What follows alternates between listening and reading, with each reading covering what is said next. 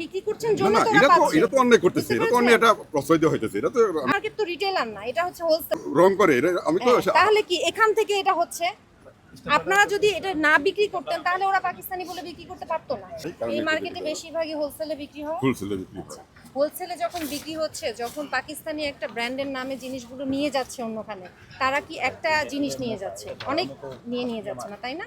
তো পাকিস্তানি একটা ব্র্যান্ডের যখন নাম নিয়ে গিয়ে তারা দোকানে বিক্রি করছে, তাহলে এটা কি পাকিস্তানি বিক্রি করছে? অনেকেই পাকিস্তানি বইলেই বিক্রি করে, এটা রং করে এটা আমি তো তাহলে কি এখান থেকে এটা হচ্ছে? আপনারা যদি এটা না বিক্রি করতেন তাহলে ওরা পাকিস্তানি বলে বিক্রি করতে পারতো না। আপনারা বিক্রি করছেন জন্য তো ওরা পাচ্ছে। এটা তো অন্যায় করতেছে, এটা তো অন্যায়, এটা প্রশ্রয় দেওয়া হইতেছে, এটা তো আপনারা এই মার্কেট তো রিটেলার না, এটা হচ্ছে হোলসেল মার্কেট। তো হোলসেল রিটেল খুবই কম। হোলসেল যখন আপনারা বিক্রি করছেন অন্যখানে যখন যাচ্ছে, তারা কিন্তু আপনাদের এই যে সুযোগটা তৈরি করে দিচ্ছেন আপনারা, ঠিক আছে, যে পাকিস্তানি প্রোডাক্ট, দেশীয় প্রোডাক্ট পাকিস্তানি হিসেবে বিক্রি করা, এই যে সুযোগ, এটা তো একটা নোটিশ দিয়ে দিই আমরা যে কোনো পাকিস্তানি নামে দেশীয় পণ্য বিক্রি করা যাবে না, এইভাবে বলে দেবেন, ঠিক আছে? এজন্যই ওনাদেরকে বললাম যে মার্কেটের ইয়েকে আছে। তাহলে সুবিধা হলো কি, যেহেতু নোটিশ দেওয়া হয়েছে তারপরেও তোমরা কেন বিক্রি করলা? শুনেন আরেকটা কথা বলি, ম্যাডামের অনুমতি নিয়ে আমি বলি। সেটা হলো, এতে দুইটা ঘটনা ঘটবে, দুইটা উপকার হবে। এক হচ্ছে ভোক্তারা ন্যায্য মূল্যে পণ্যটা পাবে, আর দ্বিতীয়ত আমাদের দেশীয় যে ইন্ডাস্ট্রিটা সেটা প্রোটেকশন পাবে, সেটার নাম মানুষ জানবে।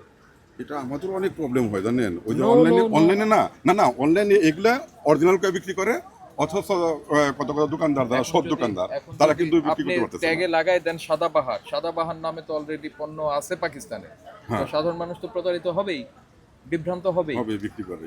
তাহলে আমি যারা আপনি যদি কিছু মনে না করেন, এইভাবে একটা নোটিশ দিয়ে দেওয়া হোক যে পাকিস্তানি নামে কোনো দেশীয় পণ্য বিক্রি করা যাবে না, এটা আমার।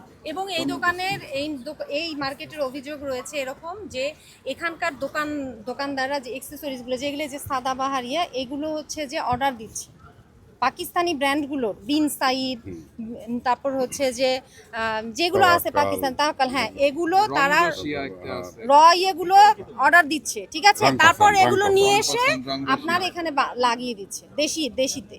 তাহলে এটা তাদের উদ্দেশ্যটাই তো যে কেন পাকিস্তানি ব্র্যান্ডকে ওই লোগোটা লাগাবো আমরা, এটা তো আমার সহজে বলতে পারবেন।